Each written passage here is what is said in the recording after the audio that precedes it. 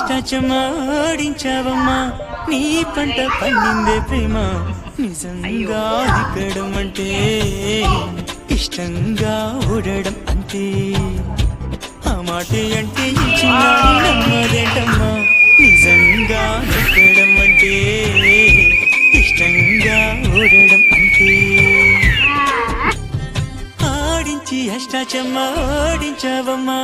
నీ పంట పండిందే ప్రేమ నిజంగా నెక్కడం అంటే ఇష్టంగా ఓడడం అంటే ఆ మాటే అంటే ఈ చిన్నారి నమ్మదేంటమ్మా నిజంగా నెగ్గడం అంటే